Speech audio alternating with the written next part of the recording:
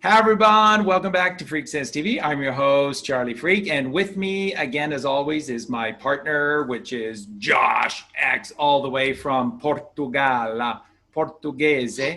And Josh, say hi to everyone, buddy. Good evening, good day, good afternoon, sending love and light to you all. Thank you for that. Now, Josh is in Portugal. We're in Mexico. So right now it's about 1:30 our time here in the afternoon. So that makes it 7:30 in the evening for Josh. So he's graciously giving his evening time for us. So we appreciate that very much. And of course, right now, maybe I'm not in Mexico. Maybe I'm at the center pole because look at the look at the aurora borealis behind me. So yeah, this is pretty cool. This is pretty cool, and it's the kind of stuff that exists at the center of the Earth. So one of the things that Josh and I are going to do for sure within a calendar year is we're going to go to the center of the Earth, and no one is going to stop us. No one's going to stop us. No one is going to tell us that we can't. And anyone who wants to come with us, you can come with us. And we're going to go find out what's going on at Shangri-La, what's going on at Agartha, and we're going to see the truth of this magnetic reality that we live within. Are you right, Josh? Right? Be there as long as you book the ferry. Okay. Well, I don't know. We could cross country. So now the show today is about, and this is one that has been hugely requested of Josh and I, and that is a show that is going to focus upon diet. So mankind's diet. And what Josh and I thought we would do is we would start with what currently is happening. I think that's a good way to look at this. So the where we'll start is what an average diet for an adult male, Western world adult male would look like morning, noon, and night. And then Josh is going to go into what this is doing. You just need to know this. This is the truth. What this is doing to any of us who partake in such a diet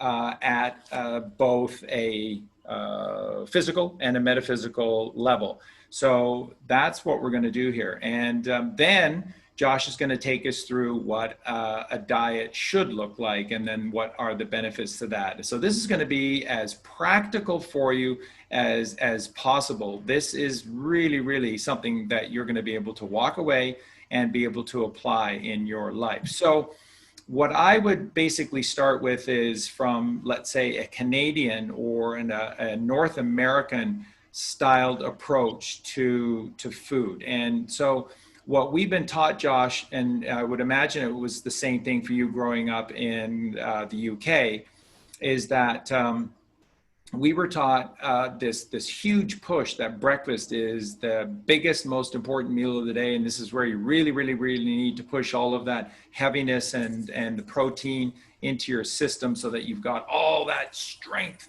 to work and work hard, the good worker bee all day long.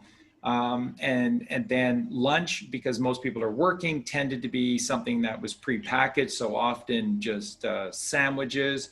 And then dinner time. And dinner time, of course, was another very heavy meal that was dominated by cooking your food, by meat, by dairy. Wow. So that's basically the North American perspective. So it is it's even for breakfast, it's being dominated by meat, dairy, and eggs. It's being dominated by cooking your food, and it's very heavy, very, very heavy. Heavy breakfast meal, heavy dinner meal, and then in between a lunch. It is made heavy because of all of the bread that people are consuming. So it's heavy, heavy, heavy, a lot of cooked food, and meat, dairy, and eggs are dominating. And with that, if you're having any fruit, it would be as an extra additive to your day. In other words, in our experience in North America, fruit is rarely, if maybe on a Sunday, fruit is rarely introduced as part of a meal. It would just be something you would have as a snack during the course of the day. And then vegetables almost always are cooked. Okay, so let's jump over to Josh, and Josh can give us that perspective from his growing up in the UK. Yeah, I think, it's a similar type of food format. In the UK, I think most beings for breakfast were obviously pouring cow's milk over a type of cereal that has been processed and made from a type of slave meal, whether it be oats or certain grains or wheat. Then for lunch, it would be, most people would be having sandwiches with some sort of luncheon meat in there, or butter, another dairy product, another form of white flour which has been bleached, maybe some yogurts, crisps, and chocolate bar for an average school child. I wouldn't be consuming these, but we'll go into this later.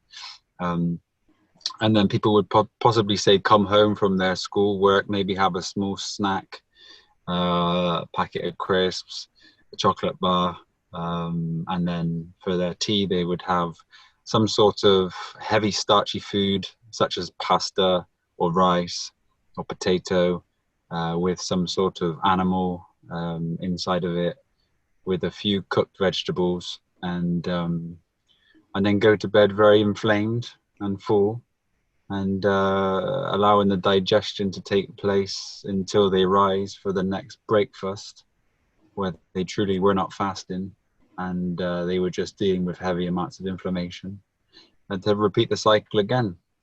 And the most unfortunate thing about these cycles is that the body actually never gets a chance to reciprocate or heal. So in eating a standard diet like this, you're constantly being pulled of your prana and the energy that's within inside of you. So over time, a system will just completely get drained of energy. The minerals come away from the body via the acidosis, because when we are acidic, which is a modern Western diet, is everything is acidic.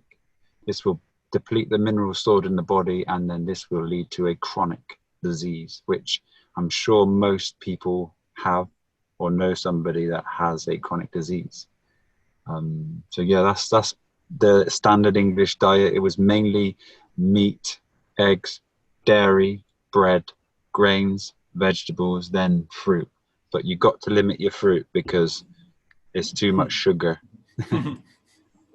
Yeah, that's what they used to promote, and this is completely wrong. It's truly idiocy. And this is why diabetes loosely translates as through idiocy, because one should truly instinctively know how to eat as a part of their natural physiology here. But from birth, the issues have been that, unfortunately, the guardians of our avatar and bringing forth our awareness were not in any shape to be able to guide us correctly. But as consciousness continues to flow, the beings that are of a younger generation now, the awareness is here. So look forward to what's coming on earth with this truth and the real eating habits of man. Thank you for that, Josh. That's beautiful. And, the thing, Josh, I think that we could probably call it what it is. Besides disturbing, I think it's demonic. I think it's demonic and it's satanic for an organization calling themselves organized society. And that includes all aspects of it, because organized religion, where you would think that they would have zero to no role in the diet of an individual. But you see organizations like the Catholic Church getting heavily involved into the things that people can or can't eat, or should or shouldn't eat. And, the thing that is so funny about organized religion, speaking to people about what it is that they should or shouldn't eat, is that they're using the Bible, they're using the two bowls as a basis for people to eat or not eat specific foods. And that's insanity because, of course, within the pages of the Bible, there's only one passage in the entire two bowls, and this would be in the first bowl, the Old Testament, and that is Genesis 1:29. And Genesis 1:29, it says, fruits, vegetables, fruits, and the seeds thereof are thy food. And of course, in the rest of the two bowls, in particular the New Testament, there is, if you know how to read it, there is passage after passage, allegory after allegory, that demonstrate to us powerfully that we should not be eating any solid food whatsoever, and that when various people mention to Jesus Christ in the pages of the New Testament that, but what do you think of my diet, and that, but I'm eating good foods. And, and Jesus is saying to them, would you like more fertilizer to dump on the crap that you're eating? And this is, but Lord, but I'm eating good foods like lentils. And yes, I heard you. Would you like some more fertilizer to dump on the crap that you're eating? And it's very, very powerful, because if you know how to read the Bible, Jesus Christ is consistently teaching breath, teaching breathing, and teaching breatharianism, versus then teaching the consumption of any solid foods. Yeah, but Charlie, wait a minute. I think you're wrong there, because isn't he the dude that took 2 fish and 5 loaves of bread and fed 1,000 people with 2 fish and 5 loaves of bread? Josh, would you like to explain to everyone what the 2 fish represent and what the 5 loaves of bread represent? It's an allegory. If these guys were eating a fruit predominant diet and they were given the fish and the bread, it would have fed 1,000, because it would have caused so much inflammation in their belly. They would have been full off one bite. But Christ fed the multitude with 1 loaf of bread, being consciousness, to be read, to be full of this R reciprocation of the E and A in form.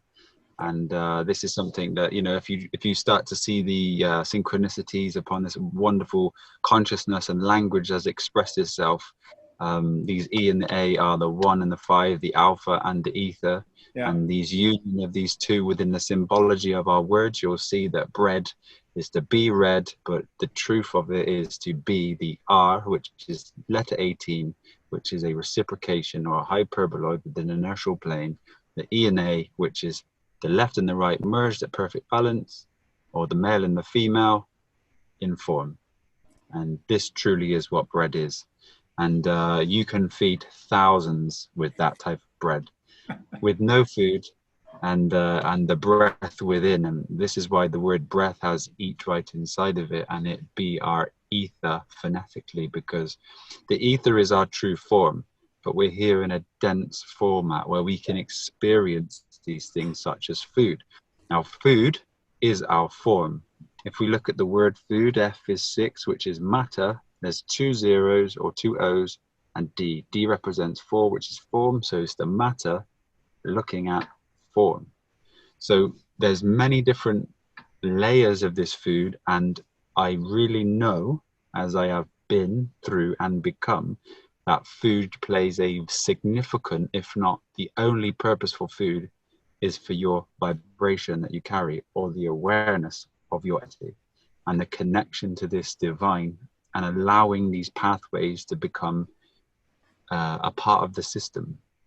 Have you had a similar experience within your own eating habits, Brother Charlie? Oh, and of course you know that I have, and for both Colleen and I, and I think most of our listeners know that for Colleen and I, Colleen essentially her food for the day is orange juice, and there's not a single thing that's wrong with that at all. It is exactly the kind of substance that we should be consuming. First, it's a juice, so there's zero pulp to it whatsoever. and then it is the golden angel. And I'll guarantee you that in its original form, I don't know this for sure, but from within me and from the gnosis that Josh teaches, I absolutely know that the original form of the word orange would have been ORANGEL, because I guarantee it, they took the L off of and turned it into orange instead of orangle, because what an orange is a golden angel. Oranges and orange juice is angelic. It is angelic light that is golden in color in nature. And that is the basis to Colleen's diet. And then in and around that, like at dinner time, because we feel the need, and it's wonderful because it forces us to make the time to relax and spend time with each other. So, you know, in that regard, in that end, it's very purposeful and very important. So that's very key. But we feel like the need to sort of have a conventional sort of dinner. But that's a salad. That's a salad. And the salad is loaded with all sorts of beautiful fresh fruits and some vegetables. But again, they're raw, and then lovely spices. And then for the dressing that we use, Colleen makes a honey-based little dressing for it. So it is so delicious.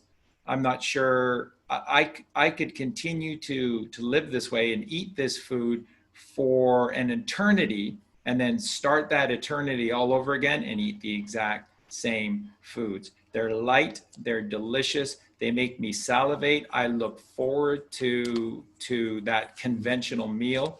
During the day, we don't have conventional meals. And predominantly for me, while Colleen is orange juice, I'm watermelon. And why? One of the things about watermelon for me, who has less time than even Colleen, who's so busy, is that because the nature of watermelon, the pulp, like, and I shared this with Josh before as well, and I'll just repeat it here because it's worth repeating. I had a 23 kilo, which is normal for the size of watermelons that are grown here, 23 kilo watermelon. And I juiced it all at one time.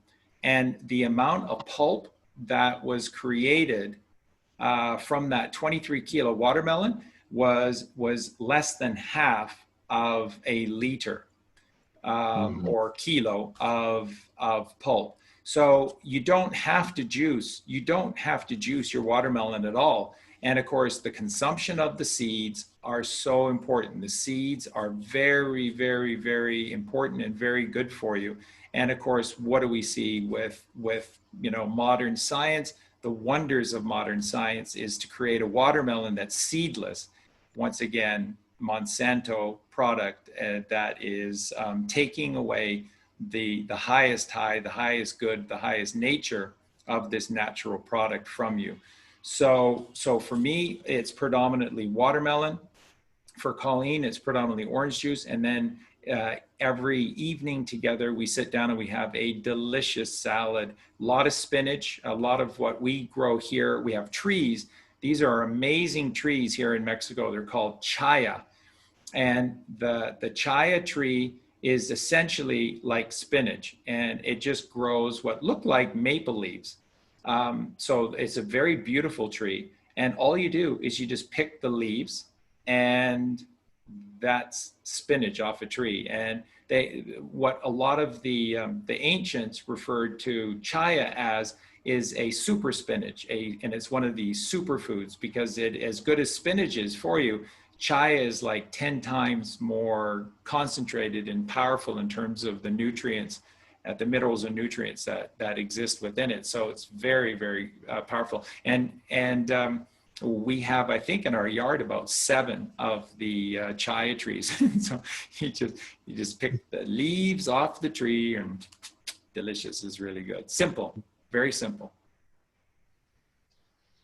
It sounds very simple, and the most convenient food has actually been given to us in its holistic form, ready to eat. Yeah. And there's nothing more convenient than the fruit and the herbs. And this is the thing, we go to work to get the not to get the convenience food, but we go to work and we have to use the convenience food, which is separating us from the true convenience, because we've made a decision that we go to work and earn the money to pay for things in a way that we have separated ourselves from this one space. But the diet that you have there, my brother, is wonderful. And I can hear a lot of people, wondering, where the protein would come from, how would you survive off this juice? And, especially people in the gym format, people that are looking for the fitness or the diet and to Yeah. lose body fat, etc. So we'll cover this. So there's a multitude of beings that are able to learn and to be able to get the understanding of all this. Well, first of all, we'll just cover the protein side, because I know it's very big. That your body does not want protein. Your body does not want collagen. Your body makes these things internally from the amino acids that are within a certain substance. If you are experiencing a transition at the moment and you still are consuming meat, meat is full of protein, but the real truth is that you do not want to consume protein. Protein is very toxic, it's very acidic. And the reason why it is toxic and acidic is because, for instance, we'll use a cow. A cow has eaten grains, grass, fruit, or whatever the plant-based diet has been given to that animal at the time. Now, the animal has utilized the amino acids inside the fruits, the vegetables, or the grains to create his tissue. Now, his tissue, from the amino acids, is converted via protein synthesis. And now this tissue is being created. So the protein synthesis is what creates the tissue. So when you eat protein, you are eating the tissue of another life force, whether it be a broccoli or an animal. But the more protein in the meat is very hard for the body to break down and to convert in the only source the body wants, fuel, which is glucose. Yeah. If you have excess glucose in the body, it's stored inside the muscle. So this is where we go to the gym. Now, if one is working out inside the gym and is looking to gain muscle, if we think logically and we can hear that glucose is the fuel source of the body, and if you consume an excess amount of glucose, it gets stored in the muscles as glycogen. So if one's looking to build the muscle tissue, they need to create hypertrophy, which is a strain or a load on the muscles. The better rep range is the higher rep range. The modern day industry promotes 6 to 8 repetitions. But for one, if someone could lift 100 kilo, for example, for 30 reps, they're lifting a weight load of 3 tons, which is putting a 3-ton load over one set on the body. Now, somebody that could do 30 reps on 100 kilo could possibly bench around about 180 kilo. Now, if they were to do that for 2 reps, it's a 360 kilo load. Now, the difference here is significant, that one set is 360 and one set is 3 ton. If you connect the mind to the muscle and you can truly feel this, you will see that the gains from training in a hypertrophy way with high repetitions and then fueling it with glucose and pure amino acids from these plants, eating them in excess will allow the body to grow. So what you need to understand is the greatest land animals on earth are all plant-based. Yep. The gorillas, the rhinos, these are huge animals. The elephant, and you may get the odd animal acting strange these days because of lack of fruit and abundance that are around and having a bloodlust. But, this would go on among awareness within all entities and animals. So one can actually gain a serious amount of muscle and reach the goals that they have by understanding the true physiology and the diet of man, which is to use amino acids to code new tissue. So these amino acids are very important for, say, a bodybuilder or someone trying to heal after exercise, and then to be able to give the fuel that it needs and the excess amount of glucose, which can be stored in the muscle tissue to keep the volumization that's happened during the training session. Now, if someone's trying to lose weight and they have an idea that the industry has put in as a thought form in the mind that fruit can make one fat. It is completely wrong. The body stores the glucose from the fruit in the muscle tissue. The fat stored around the waist is waste or toxic waste found in foods that are not easily absorbable by the body. So the bread and the pasta and the meat and the dairy and the sugar and the processed foods, even the starchy foods, these are all adding to the waste line. Yeah. Because if the body cannot deal with that in that instant, it doesn't necessarily know what to do with it. So it has to store it on the body as waste to deal with it at a later time when the body has enough minerals, enough amino acids, and enough glucose to be able to remove it without causing any more acidity to the body. They have another thing in the industry: fast, slow, medium carbohydrates. There's no such thing. They say, you know, pasta, fruit, vegetables, these types of things. They're no different in a structure, but it's how the body breaks these things down. So a rice, for example, or a pasta would take a lot longer to break down within the body. So what it is a slow releasing carbohydrate. But when you consume these foods, you're creating a great deal of inflammation in the gut wall. Especially gluten. Gluten acts like razor blades in the intestine. It cuts it up. It's not good for the body at all. So you get this full feeling that becomes, you know, a normal sensation when you eat food. And when you convert from this type of diet to a holistic plant-based diet, this feeling resides, and there's almost a confusion because you think that's the full feeling, but it's not. It's a distended, inflamed intestine, which is causing so many problems with the standard diet of man. So training, you know, you're looking to lose weight, fruit will just completely allow all of the toxic waste to come off the body. And if you can maintain on a fruit diet, i.e., you know, you rise, you have a big 1.5 liter fresh orange juice, an hour later, a wonderful smoothie, you know, 5 bananas, a mango, some orange juice, beautiful. For lunch, you could have cucumbers, avocados, chop some tomatoes in there and keep it fruit based, have as big as you want, kilos and kilos, and consume that. An hour later you could consume an orange juice. An hour later you could consume a smoothie. For the supper time with the family, you could consume another great big dish of, if you were training and you weren't completely fruit based and you wanted to consume a few nuts and seeds, you could. But again, you could make the biggest bowl of ice cream, nice cream, and you can consume ice cream. And all of these things can be done a part of your simple diet, and this will give you the most optimum physiology for training, for living, for nutrition, and also this will give you the higher perception and clean the body out. Yeah, I just want to interject there for a sec, because, you know, Josh used a lot of examples there of high performance, you know, body development. Now, some of you know this, most don't know this about Josh, but Josh, in his younger years was like literally a champion bodybuilder. So when Josh speaks to this end, he is speaking from firsthand experience, and it's more than that, because Josh was one of these people without an enormous frame for the body, was able to lift enormous amounts of weight with unbelievable repetitions. Now, again, I want you to share this with us, some of these statistics, simply because it's important for people to hear. So this is non-egoic, and this is nothing about the ego. This is simply sharing so that those of you who are listening from that perspective, that are very concerned about your physique and you want your physique to grow, and how the heck is that going to occur from consuming orange juice and a watermelon or avocados? How is that going to occur? Josh is firsthand. So please just take us through a little of that, and then please use some of the weights and the repetitions that you were doing.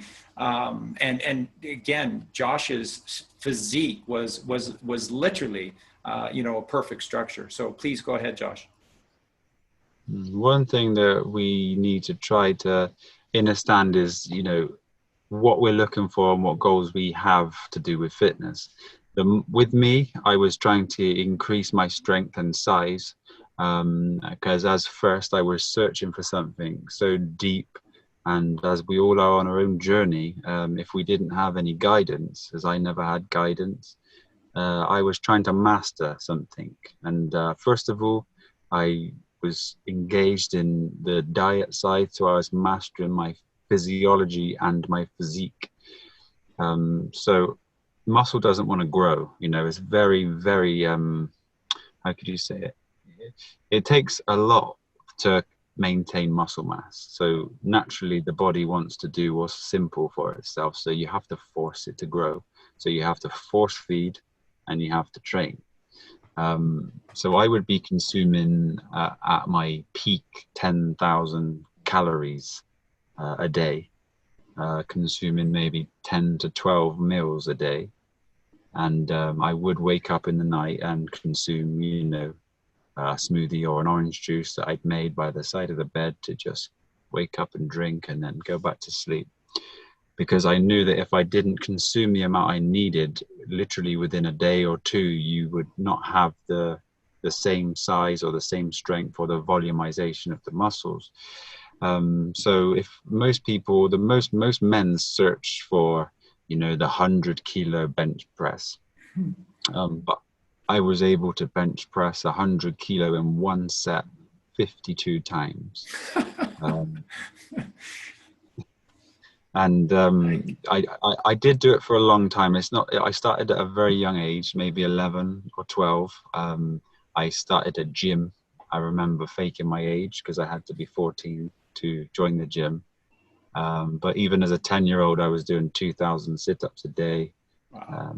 At age 7, I took myself off milk and dairy because it just didn't seem or fit right to what I was.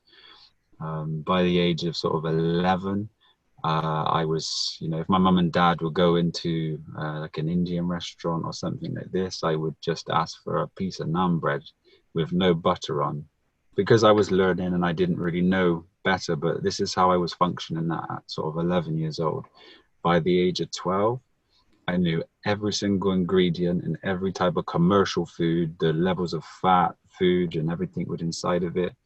And then my journey really began. So through the fitness and health side of everything, it's been an incredible journey. And I've gone through every single dimension that you could go through to truly understand and feel what the body needs.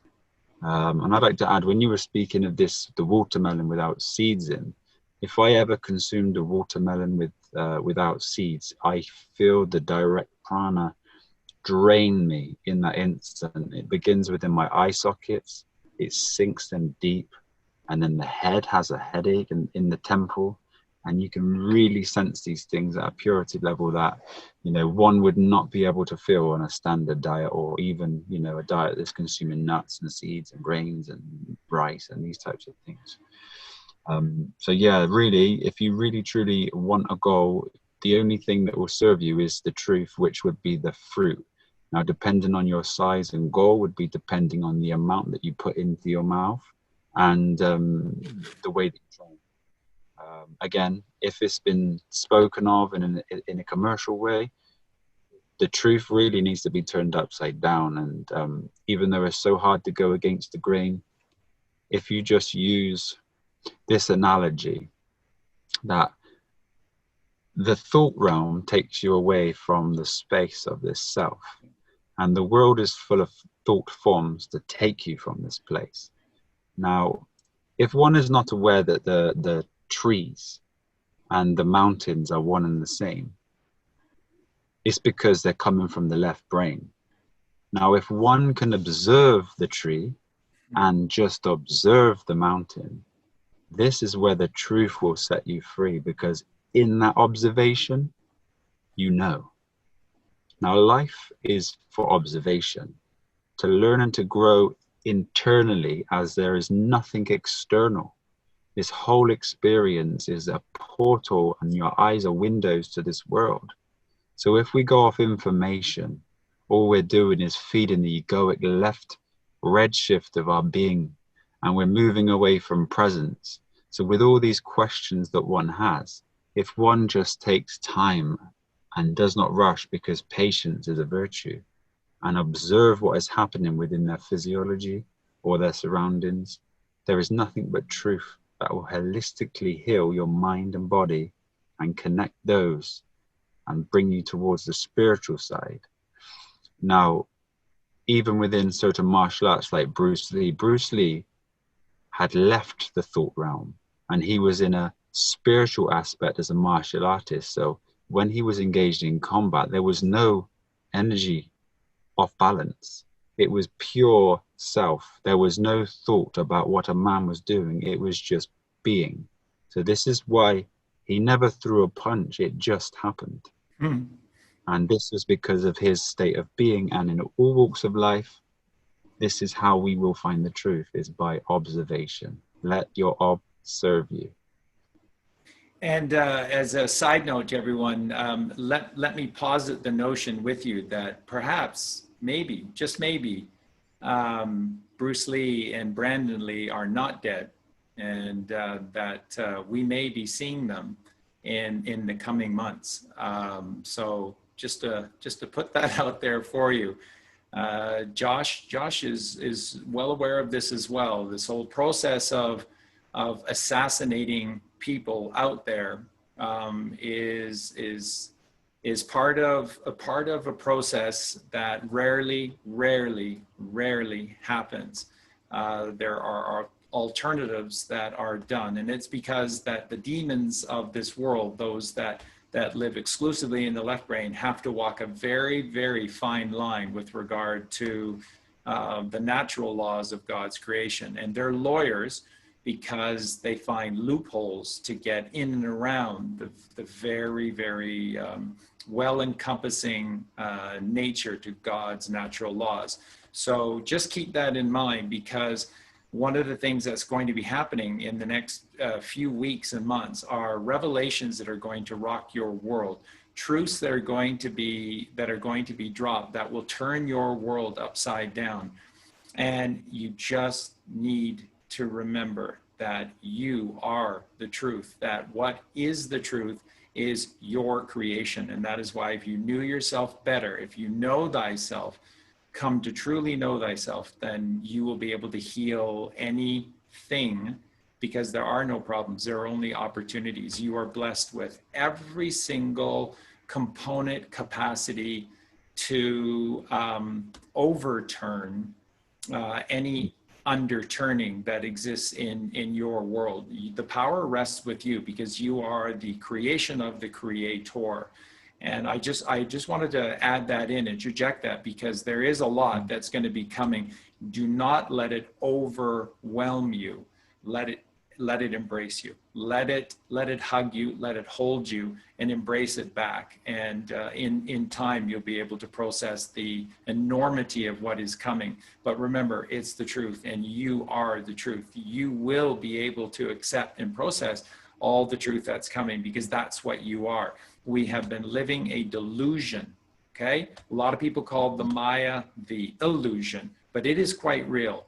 You take a thought, you have made this world of matter the most real thing that there ever is. Every time you think of yourself, then you have created a body filled with matter, solidity, and all of this is quite real. It's just that the construct of this world has been orchestrated by those who wish to rule you, and those are the few ruling the many. So what they need to do are the teachings of Baal, the demonic upside down version of God, and Baal, B-A-A-L, turns the truth upside down. That's exactly what we've seen occur in our reality. So with regard to our food, or with regard to, the things that we do to create a healthy body, everything that has been posited to us is literally quite opposite of what we are supposed to be doing. Now, there's a few points that I made here, and I want to interject a few of these things, and then I'll let Josh comment on all of them. But one of which Josh talked about, ice cream. One of the incredible gifts that I gave myself is, as soon as I became free of living at home with my parents, who were wonderful, beautiful, beautiful people. And we mostly we lived by the ocean, and we mostly just consumed seafood. And Mom and Dad kept a huge garden, and we just ate freshly grown fruits and vegetables. So I had a much better diet than most as a result of that. And my life was spent, so much of it growing up, aiding and assisting in the garden at all times of the year. Whether things were growing or they weren't growing, there was always work to be done to ensure that the garden was going to be at its peak performance. So that is one of the things. Is when I moved out of home, I got myself a Champion juicer, and I still have it. It's the same one that Colleen and I still use today. They at least were made to last. Okay. And I think it cost like $400 when I purchased it, which was, you know, quite a bit of money back then. But the proof is in the pudding, as it has lasted beautifully, never a problem all this time. And you'll notice with your juicer that it comes with two components to strain or to not strain the juice that you're creating. So you'll have one piece, the rectangular shape, and one is a strain. So what it does is it holds back the pulp and only allows the juice to come through. So this is how you're able in seconds to be able to juice a liter, depending on what it is that you're juicing, of juice, and then it holds back the pulp.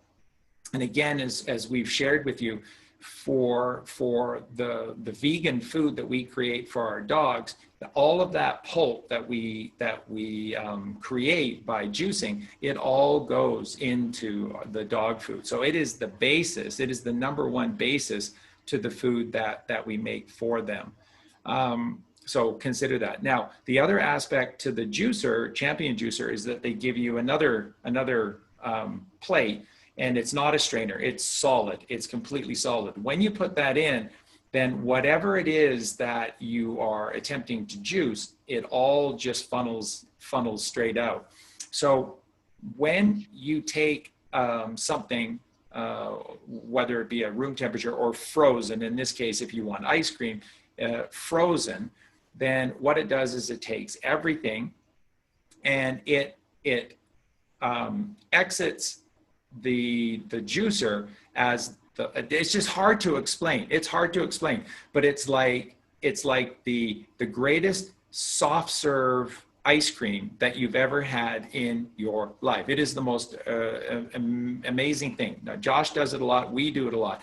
The little trick that we use, folks, is that with some of the fruits, they can be quite pulpy and dense, and so they're not quite as viscous as some of the others. So what we do is we combine the frozen bananas, which are really good, and the frozen banana mixes with whatever it is that you are turning into an ice cream, and it just creates this, again, incredible consistency, just as if you were going to one of these horrific dairy soft serve ice cream machines. It's incredible. So that little tip that we just want to share with you is the frozen banana. And then we just use our frozen mangoes, frozen strawberries, you know, frozen anything that we have. And it makes, like Josh will tell you in just a sec here, it makes the greatest ice cream that you could possibly imagine. And here's the deal. It is not giving you one iota, one instance of any discomfort or difficulty with regard to the body or the brain. It is purely good for you, and it is one of the most delicious things that you could ever have. So Josh, just get you to speak to that ice cream and just some of the recipes that you're using, because they're incredible. And that's the key, you know, if you were in the world, ice cream would be a treat, and most people would be, you know, consuming a small bowl, and their sensory perception would want more, but they would have so much inflammation and uncomfortable that they would stop and limit this. You can literally have 1.5 liters of ice cream 3 times a day if you choose to do so. Which is something that, you know, if people are still in the realm of watching things, telly, YouTube, you could relax and sit there with a bowl that as big as your head and consume this with only great benefits. So it's about your choices, and this is where the virtues are really key, because if you study the virtues, which is going to be the most important thing you'll ever do, one of the most important is diligence, and this is to be able to do what you need to do to be able to live the way that you know that you should be living. If you don't, sloth, and you will be taught by this matrix. You will be given the pain, whether it be in the body, whether it be emotions, or etc. So another great way for ice cream would be either just use a blender. You would freeze bananas, chop them in. Actually, let's start again. Chop a banana first, because this is much easier, peeled. Place them in a bowl, put them in the freezer, at least 8 hours to get these bananas really solid. And then you'd bring them out for 5 minutes. And you don't even need to freeze any other fruit. You would just put in the fruit that you wanted to flavor it with. If you wanted to have a chocolate flavor, you could use organic raw cacao powder or cocoa powder. Put this in with maybe 8 dates, and you've got a really rich chocolate. Another great tip, the greatest tip of all, is to use a mature coconut. So say 3 mature coconuts, have the water separate, use it as a drink. It's incredible. It's so similar to blood plasma. I mean, you could even use coconut intravenously in emergency situations. There's no such thing. You really can. But you juice the coconut. Now, what will happen is the fiber will come out the end of the masticating juicer, and what you'll see come out will be a clotted cream. Now, this can be used as clotted cream, or I would recommend blending some soaked dates, maybe 24 soaked medjool dates with 3 coconuts, and then one, not the coconut, sorry, the clotted cream. Cream. You blend them together, put them in the fridge, and what you will have is the most richest, creamiest, soft scoop ice cream you could ever experience with 2 ingredients, and that will satiate you like no other ice cream could. And obviously the amount that you could eat will be entirely up to you. Now the waste that comes out the end is the fibers from the coconut. Now if you're still consuming cooked food, or you use it as a treat, this can be put in the oven at a low temperature for 8 minutes. And what comes out is like a smelling, like a biscuit or a oat biscuit. Now, if you just press blended dates in with this and create a cookie, this can be enjoyed raw, or you can put it in a pan and cook it lightly both sides, leave it for 5 minutes to cool, and you have the cookies. So you can have cookies and ice cream from dates and coconut, you know, and heal thyself. So it's about knowing, for one. I myself had enough time away from the world and the matrix that these recipes and these things flew, and they sort of come into my beingness, and I was able to just create and learn and grow with food. But this is why we're here to help, and these things here will save your family, save your children. Again, with a smoothie, if you just pour it into ice cream containers and freeze them, the children can go to the fridge whenever they wish and take an ice cream out with pure fruit in it and fully be healed, fully be healthy, fully be activated. They won't have any rushes from sugar. They'll stay balanced, and they'll learn, they'll grow, and their bodies will be free from disease.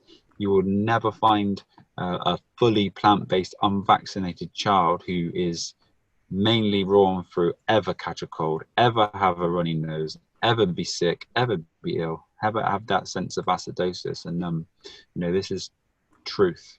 This is 100% truth. So yeah, there's many things that you can do to enjoy yourself. And you know, if most people in the Western world would say, well, you know, I don't want to eat grass or rabbit food.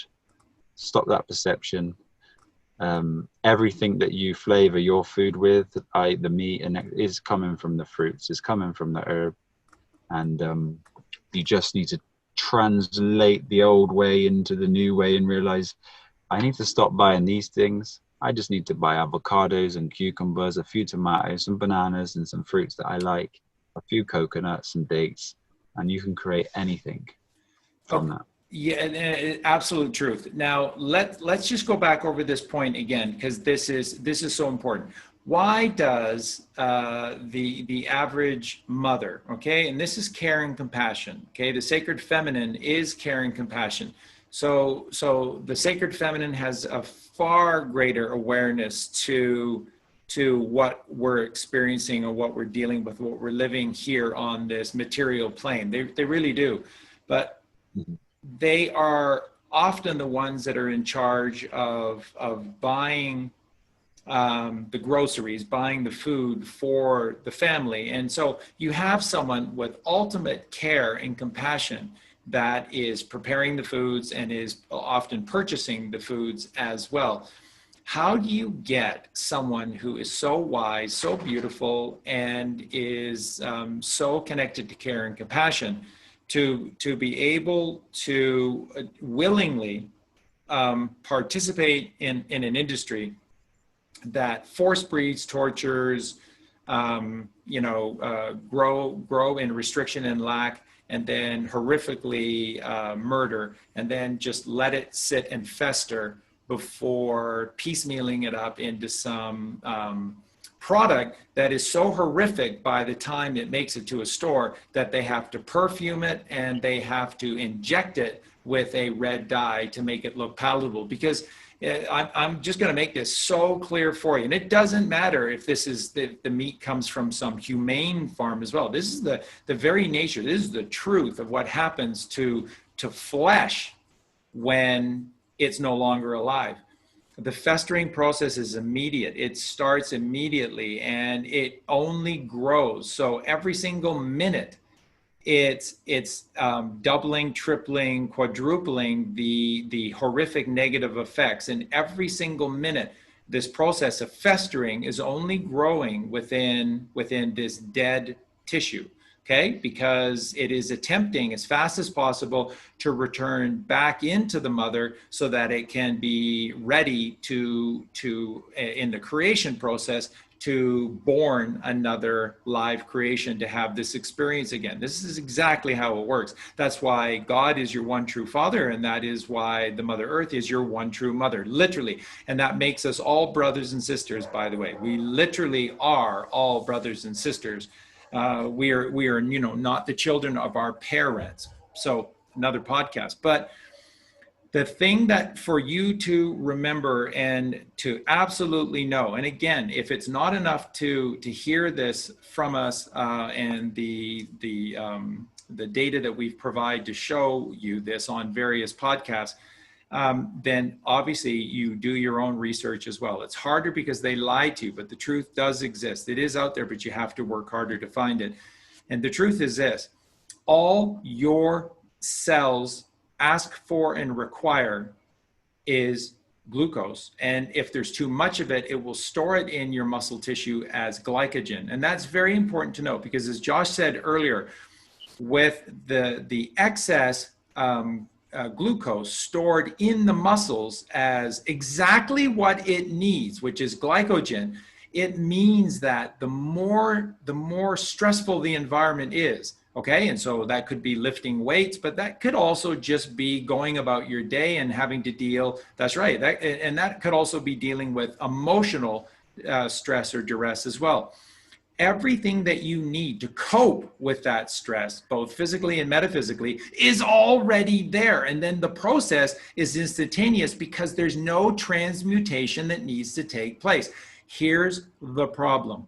When you don't know this, when an agent, beautiful agent of care and compassion, which is the mother, is buying meat, dairy, and eggs for her family, when you ingest this, because you're told that you need to, and that if you don't, you're a bad parent. And ultimately, I mean, this can lead to the governed mind, the government, to literally take your children away from you. They can make a case, and they can literally, because you'll see yourself as a corpseration, and you'll go along with all of the charade, and they can literally take your kids away for controlling their diet. That's how important diet is to these demons, because they know that's how they control us. They know that's how they force us into the left brain in dis-ease, because when you're not at ease, you're in dis-ease. This is something that Josh talked about earlier as well. It doesn't matter what it is.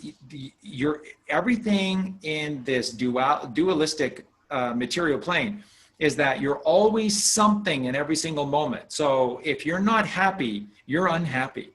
And if you're not joyful, you have no joy in your life. Mm-hmm. And if you're not considerate of yourself, then someone is considering you. That's exactly how everything works. That's why there are radio waves. That's why there are television waves. That's why there are movie theaters, because they're always considering you. Everything that they do, from a commercial to the clothing that you wear, is designed to lie to you, is designed to trick you, is designed for you to give away your power to something that is bigger and smarter and better than you, and they know what they're doing, and I'll just let them do it. You need to recognize that how this life works is in a moment, and that's it. And then once you create that perfect moment, once you take the yin and the yang and you create that literal inner eye, that literal perfect creation, all you need to do is continue. All you need to do is perpetuate with the eight. And the eight is the perfect balance between the mother and the father. And so if you're not considering you, know that they are always considering you in every single moment. And everything they do is designed to toxify you. So if you do not come to this gnosis that all your cells require is simple, pure, natural glucose, and that if there's too much of it, it puts it into your muscle tissue, so that any challenge that you face, you have the strength and the wherewithal to be able to overcome everything, because you've already got exactly what you need stored in the exact place that you need it. And it works for the brain and the mind as well. So you can either be in balance with nature, as the Buddha taught, or you can spend your entire existence fighting against what is. And then your life becomes what isn't. And how many people can relate to that, because that is the true delusional reality of this dualistic world, that you're living lives that are unreal, that are delusions, because you take their word for it and not the truth. And who cares where the truth comes from? If it comes from, a couple of guys here, me, I'm currently at the center pole, what some people will call the North Pole, the boreal forest, and Josh is in Portugal. Who cares? To the tree. Who cares where you're getting your truth from, as long as it's the truth, And so what is Josh teaching you? This is very important for you to hear again. Please listen to what I'm about to say. When you give the two temples, the temple of the mind and the temple of the body, when you give your two temples exactly what it is that they need, they provide everything for you. So you don't eat foods for the proteins, because the proteins that you're ingesting are not designed for you. So the logic within the rational, logical mind of the very intelligent person who got A's in their tests at school, he says, well, of course you eat a big, strong animal to take their big, strong protein, and then you will become big and strong. Now you ask 80+% of anyone walking down the street, they'll tell you that that's the truth, or that they believe that 100%, that that's the truth. You eat big, strong animals to be able to ingest their big, strong protein to turn you into a big, strong person. Okay, bullshit. Because number one, that protein that is being produced is produced for them. You're not a cow. You're not a bull. You're not a sheep. You're not a lamb. You're not a pig. You're mankind. And then you're a unique one-off perfect recreation of a mankind. And their protein that is produced out there and ingested in you is acidic in its structure. So you who are alkaline, and all you need to do to be able to handle any situation and to remain competent and to remain strong and focused in the single moment of all is to just have this balance, is to just give your body precisely what it needs and let it do the rest. You don't need to really do anything else. That's all that is required. When you don't do that, when you are not giving your body is not able to respond the way that you want it to respond. And that works both physically and it works mentally as well. And that's what they count on. That is exactly what they're counting on. And that is why they create this false narrative of the food that we're supposed to be eating, and then create nothing but stress and difficulties or challenges in your life, because they know you're going to make the wrong decision in that moment applied to these stressors. And they are creating both worlds. They are creating both of these constructs for you, and you don't know the first thing and how to respond to them. So one last time. All your cells require is the food that they're asking for. You are a frugivore. 100% inside and out. All you have to do is research it for yourself. There's no two ways around it. 100% inside and out, you are a frugivore. Observe every single frugivore that has ever existed. What do? They eat raw fruit. Some vegetables, sometimes they forage for seeds and nuts, but it is virtually raw fruit. That's it. And then if you observe these creations, and we'll get right back over to Josh here, but if you observe them, what are they?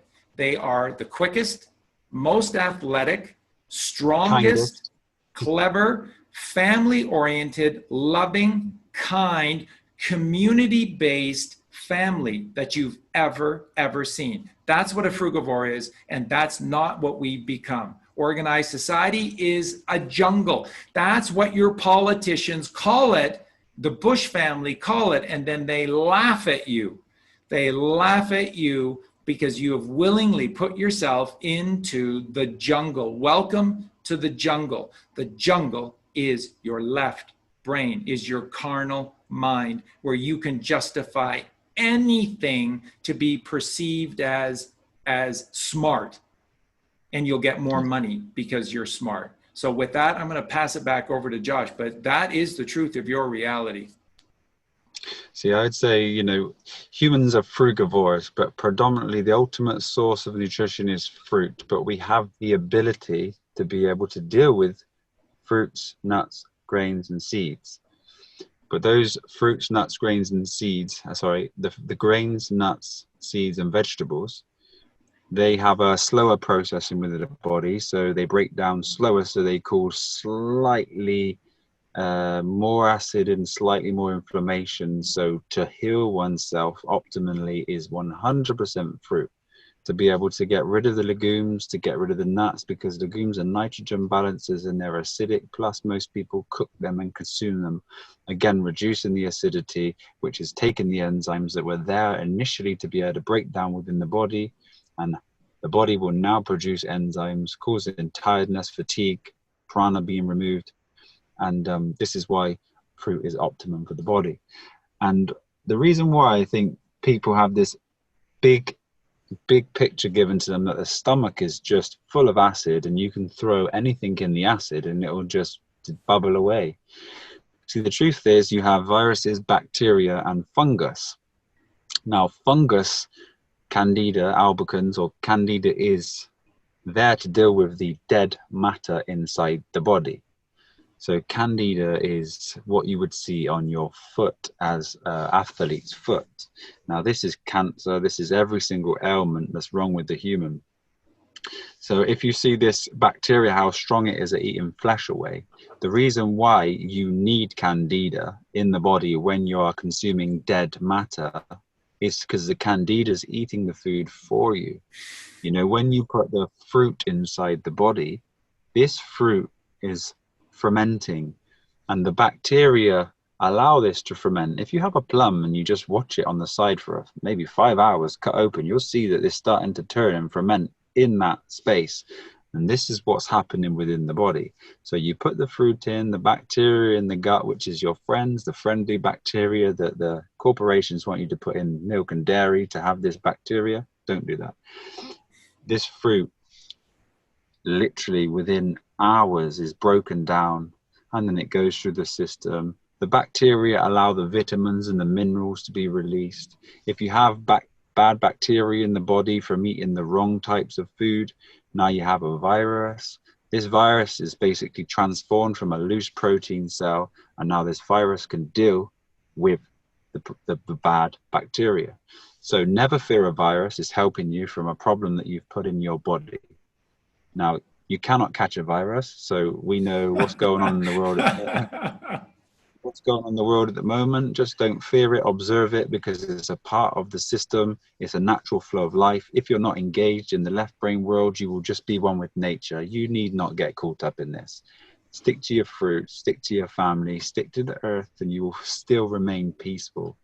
Now, if we look at the good bacteria, we've done that, the bad bacteria and the fungus. So people don't want Candida, they say it's cancer, but again, this fungus is saving your life.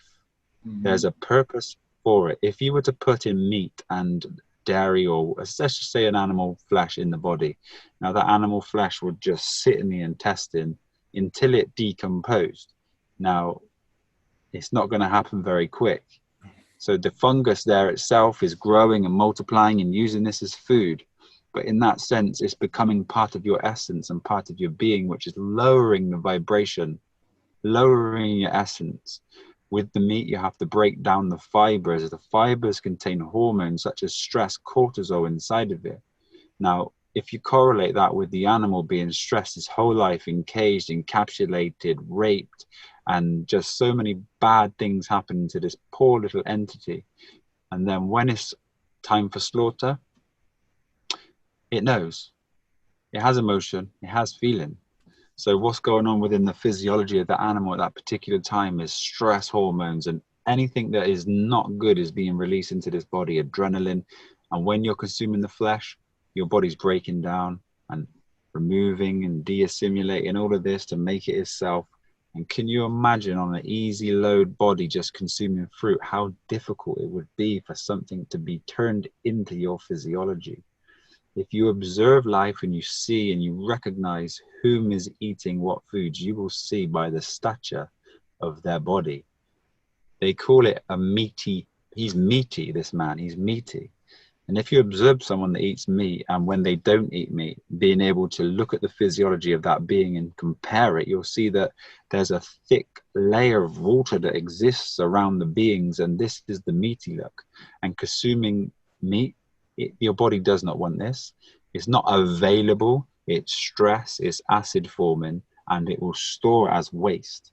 So the reason why people are struggling with their weight and they may not eat a lot is because, one, they're not eating enough fruits that allow the body to remove this waste, and two, the little food that they're consuming is toxic. So every single day there's a small amount of waste being added to the waste, and over time, 10 pounds a year, now they look like a horse or a pig, you know. And the reason why is because the physiology of the animal is too hard to break down. So certain memory of that animal has to stay within the being, more hair stays on the body, etc. So there's so many dimensions to food, but really it's so key to be able to understand and to progress through the journey of junk food to just eating healthy, then to whole food, and to feel the difference between processed foods and whole foods, even cooked whole foods. If you move from a normal diet to a fully cooked whole food plant-based diet, you will feel like Superman. And then slowly over time, you'll start to realize that there's a better feeling with other foods. Transition again, another boost. And you do not know how you will feel unless you've done this. And the receptivity within your essence to the surrounding earth and to the frequencies that are there for you, they are truly held back by the consumption of matrix worldly foods. And it's so important that we can get back to nature, because even the fruits and vegetables of an organic nature in a commercial realm, they're still not the way that we could be eaten. They're grown with 3 minerals usually. Yep. Even organic food has organically approved pesticides. Yep. The earth has 113 minerals. Mostly everyone is lacking the true amino acid coding that we have the capability here for the extrasensory perceptions and the divine. Di means balance. This is the vine to balance ourselves. And if we can truly do this, we are supernatural beings. The word says it itself. To become supernatural, you must be supernatural. Yes, boy, there's just so much stuff. Thank you, Josh, to go through all of that. One thing that I just want to quickly share, this is why when Josh was just talking about this process of what is happening to these living, beautiful, amazing, sentient beings. Now, remember, I'm qualified to speak on this because by living out in nature the way that we do, and by allowing the farmers around here, and they're not using their cows for dairy, so they're all being led to slaughter. But during the rainy season, when they're growing their cash crops, so we're surrounded where we are right now. You'll just see everywhere you look. So right next to us, outside of our fields, right next to us is a soy field. Behind us is a cornfield, and across the road is just endless miles of sugarcane. And so there are cash crops everywhere. So the animals have to get off the fields for half of the year. And so for half of the year, they have to go somewhere. And like I say, where we are, which is, about 10 minutes outside of the closest little town, which is Miacatlan, there's only one road out here. So there's one way in, one way out. And where we are, there's no speed bumps on the roads, topes, as the Mexicans call them, topes. And you learn very quickly in Mexico that the reason that there's a tope in cities and towns every few feet is because if there weren't, even on a street where there's children playing in the middle of the street, they'll be going 100 miles an hour. It's just the way it is. They're very, very necessary. So out in our little rural area, when these big trucks are coming out to service the farmers, and they're, big semis, they are hauling it. And when we were first here, we would just see the most horrific things on the road, because in our little road, it winds a bit. And so there are some blind corners when you're going with a huge rig that takes up the entire road at too fast, and you can't really see, then there's no reaction time, and then horrible things happen. That's how the first of our 2 horses came to us, is that they were injured with accidents with vehicles. And then we had to heal them, bring them back to health. And then, nobody wanted them because of the way their legs look. So then they're ours. And we're happy to do that because they're our family. And boy, I'll tell you, wow, I love our horses so much. I love all of our animals so much. And those horses are so amazing. So, but this is sort of the very nature of our reality out here. So what we did is we opened up our gates to our area and all the land around here, and we allowed the farmers to just place their cows, and they put their horses and they put their mulos and burros in as well. And it's just like a big family, and they all get along well with one another. They all mix and stuff. And for whatever reason, they do seem to love to hang out around our home, except when we're being shot at.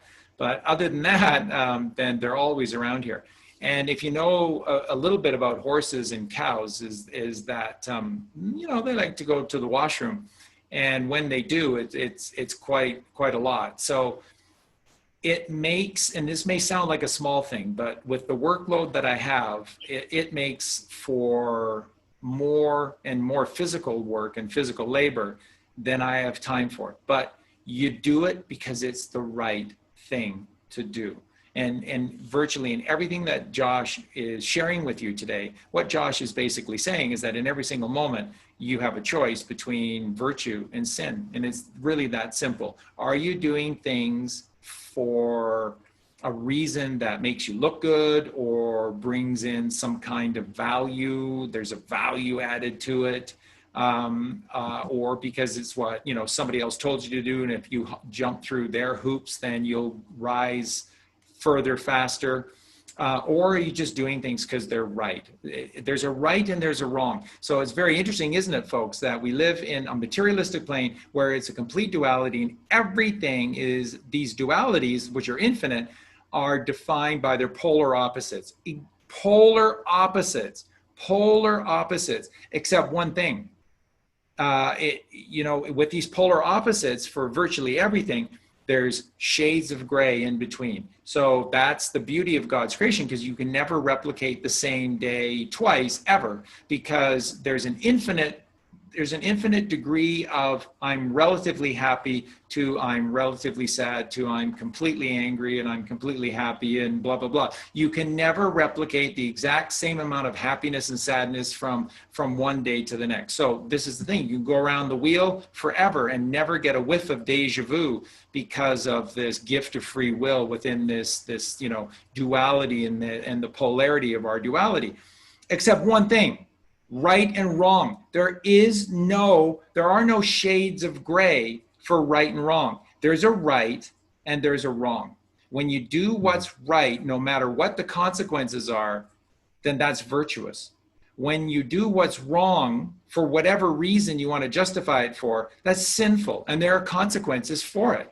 They're built in. Colleen and I always teach that the rewards that you reap in this life are equivalent to the work that you do. So whatever work that you're doing, these are the rewards you're going to get. So if you want to live a rich, abundant life, then you need to live richly and abundantly, okay? And if you're making decisions that are economic based, that you see you participating in the forced breeding, torturing, and murdering of these precious creations, then you're sinful. I'm sorry, but it doesn't matter how you attempt to spin this, but that is a very, very sinful act. And like I said, I started this by saying I'm qualified to speak because these animals, they congregate around where we live.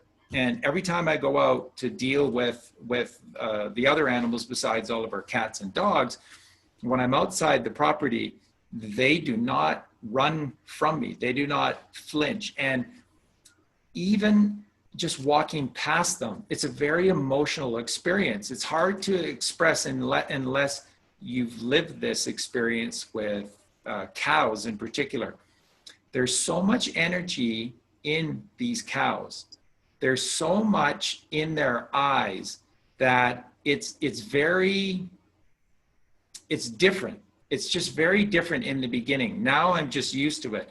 But that's why I'm convinced that they are incredibly emotional beings. And this is why we target them. This is why these demons target specifically cows and not something else.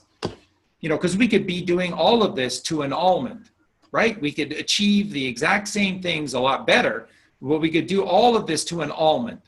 Okay, that might be a lot better, you know, for the environment, you know, forget about their feelings or whatever, but just about the environment. That would be a lot better for the environment. But we don't do this to an almond. We do it to cows. There's a reason. And if you spent time around, so what I wanted to also share with everyone today is that when you're hearing Josh and I speak about this, it's because we live this. We're not the kind of truthers that are out there sharing theories with you. Every single thing that Josh and I are teaching, we do. Everything. So when we're talking about raising the chrism oil, it's because that's who all of us are. That's the ultimate thing that we need to be doing to create Christ consciousness within us. But that's what we're doing. And when we talk to you about this food, it's because that's what we're doing. And when I speak to you about and Josh speaks to you about the effects upon these animals and then the consequences to us who participate, it's because we're doing the work. It's because we're establishing relationships with these animals. And I'm telling you, cows are singled out because of what cows are. There is a doctor who is a teacher at the University of British Columbia in Vancouver. I was born and raised in Victoria, and I went to university at UBC. And there is a doctor there, and he runs basically like a husbandry class. And he teaches people all about animals and about, you know, the sort of the caring and the quality caring of animals.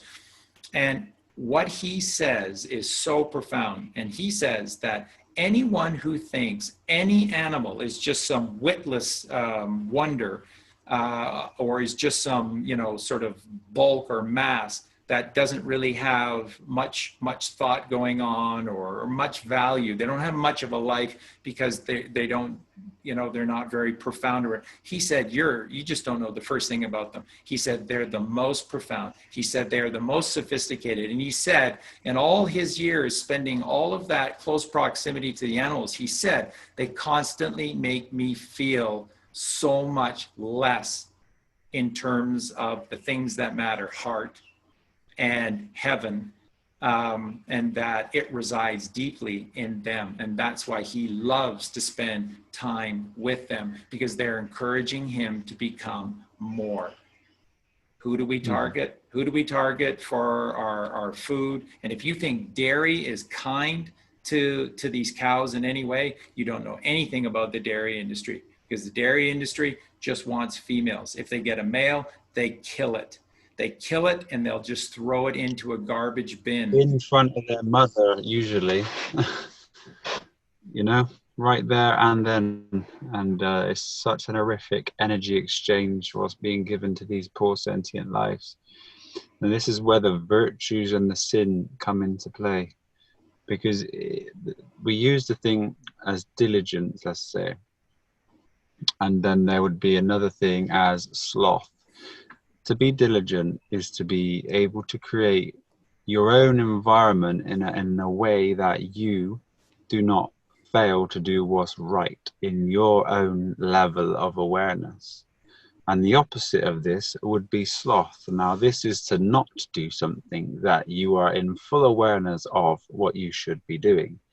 The universe has a wonderful way to give you this gift, or to be able to make you experience pain. Now, you choose the gift of life, or you choose the pain within the pain body of this experience.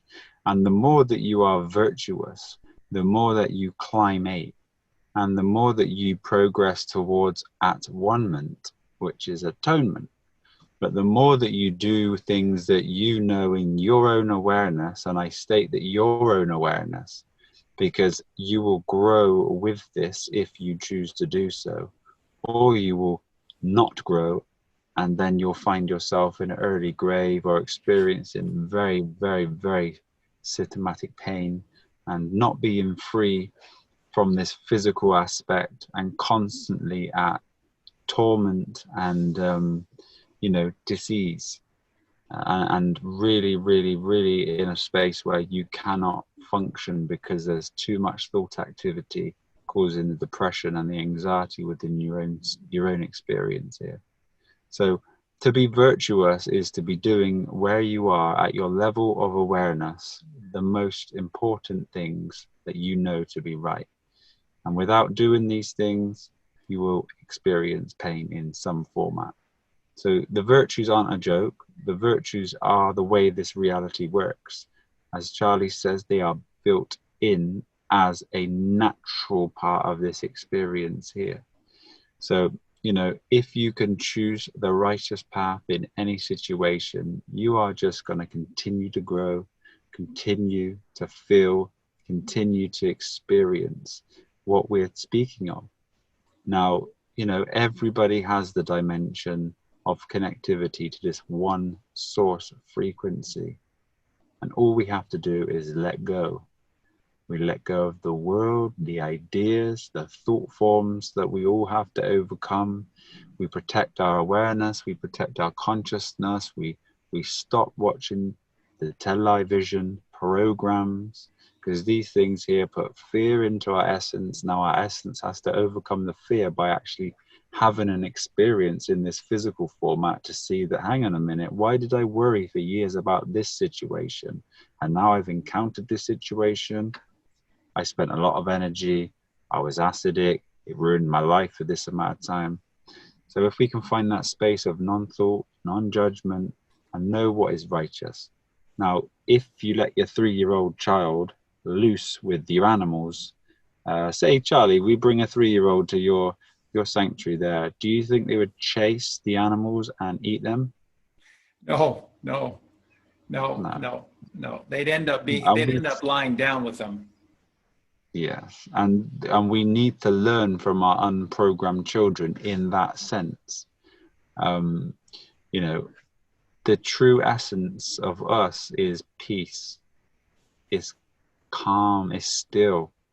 But when we get involved with the world, because it's so against the grain, that all we feel is pain, all we feel is symptoms. But again, this world and the earth are joined here in a dualistic way to be able to see what's right, what's wrong. If we go against the grain, in the sense of we're going against the virtues, we've experienced pain. If we can sense this pain, then we can learn and grow. And the quicker we do these things, the quicker we become one, and the quicker we can get our heightened awareness, our heightened experiences, and collectively within this collective awareness, we can have harmonious balance across this realm. And until then, once you've found peace, your reality is peace, and there is no stress. It is just pure, blissful, absolute peace. Now, I can experience pure electricity in one breath if I choose to do so. If I choose to sit still and breathe right, that one inhale and exhale, I can charge my body for hours with electricity, and I feel completely at one. You know, stay in the present moment. There is no need to ever go astray. Be one with God, be one with nature, be one with the earth. As everything that separates you from that, you're experiencing some sort of pain, mental, physical, or emotion. Let me interject a couple of things here, Josh. First, you know, everything that Josh is saying is just so perfectly beautiful, and is explaining this singular higher truth, which is to achieve balance. Everything is about homeostasis. How do you achieve balance? And what is there to balance? Well, again, within this prana, this living consciousness that is everything. You know, again, what we find in the Bible is that the Bible is not a history book. So if it's not a history book, then it is a teaching device for all that is. And all you have to do is know how to read it. So in the beginning, there was God, and God created the earth in 6 days, and there's, you know, a day for rest. Again, whatever a day is to God, we don't know. But the idea being that it's 6 of 7, and there's a powerful reason for that. And then then came the creation of mankind. In the beginning, there was Adam and Eve. And what Adam and Eve simply represent is the yin and the yang. So, and to achieve that, there had to be the father and the mother, because if the father is this die, is this perfect balance, is this perfect stasis of being, then you have to have something else to be able to interact with this still, silent, perfect moment. And then that would be the constant movement of the magnetic motional mother. And that would be the number 2, which comes after 1, or that would be the letter B, which comes after A. And then that's what magnetism is. Go back to Sanskrit, which is our saintly script, the basis to all languages upon this earth. And that you'll see that in Sanskrit, mag is motion, and that motion is constant. So that when you have constant motion against this perfect state of the dielectric father in perfect harmony, then you get a friction. And that friction is the byproduct of the interaction of the father and mother. So you could call that sex, and that the byproduct, therefore, is the borning of life. And that would be the child. Father, mother, child. A, B, C, 1, 2, 3, do, re, mi, baby, you, and me. In all of these words, it's always relating back to the Holy Trinity and the basis for why we're here.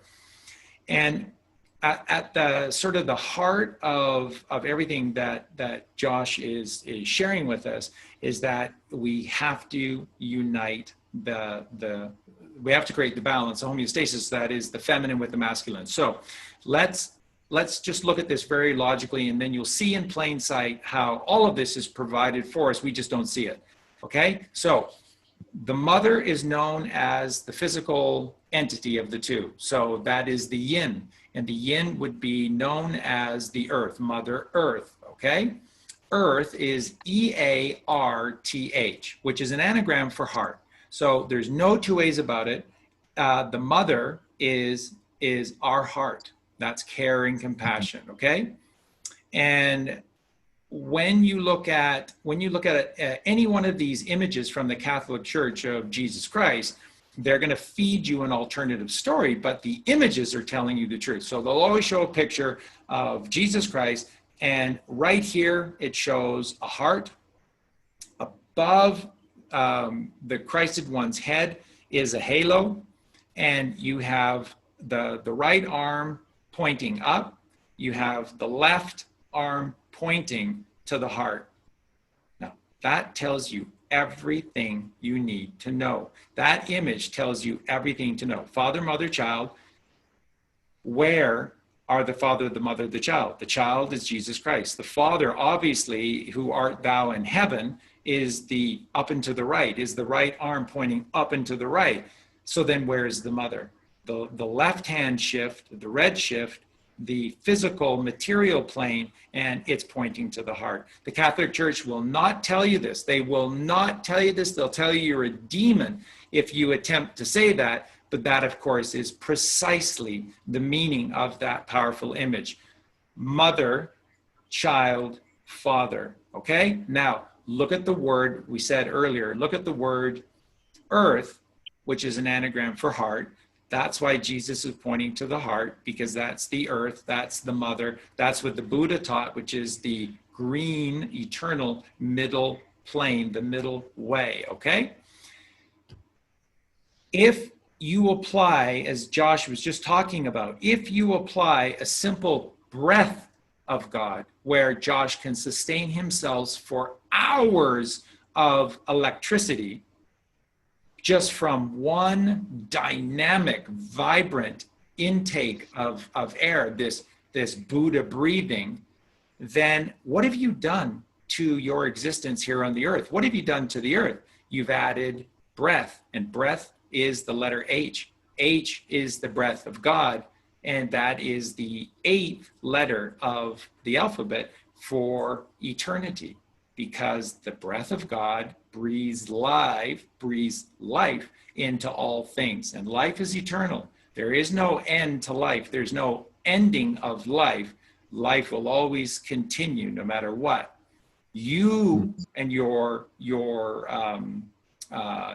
the cup that you choose to exist within may change, but your prana, your essence, your existence, your consciousness is alive. It will always be alive, and it will always perpetuate itself, because that is it. So now, what happens when we take the letter H to the earth? Literally, just look at the word earth and apply the H, the breath of God, in front of it.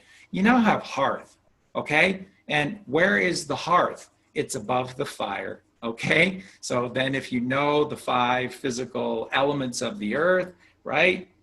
These digits, these are the 5 elements of the earth.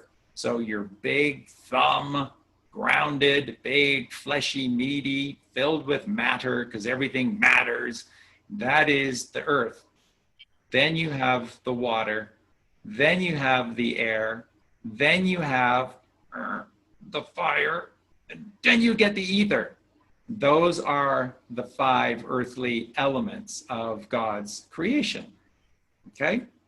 Very, very, very powerful. So when you're meditating, because we, the child, are electrical beings, then we are circuits. So we have to close the circuit. So why is it that when we're meditating, we will get into a lotus position? One, because it is making sure that our spine, the 33 vertebrae of our spine, are in perfect alignment, and that they're open to receive the gift of heaven above. So we get into this lotus position. And then what do? We complete the circuit. Okay, now, what I always find myself doing is I'm using these 2 fingers, okay? So look again, earth connecting, and this makes perfect sense for me. If you know me, I'm an airhead. I'm an airhead. And so I'm always just naturally connecting to the air, okay? That's what it means. That's what it means. So this and your pointer finger is the earth and the water. So when you do this, this is seeing the truth. That's why this is associated with these, because these help you to see the truth. It's like a magnifying glass when you add water to the earth. Who's John the Baptist? And again, we did this on another show where it goes all the way back to Sanskrit, all the way back to Persia and Babylon, all the way to Persia, Zoroaster, and then this god of the water, which is Ea, or phonetically pronounced Ea, which is Ea, which is the god or goddess of water.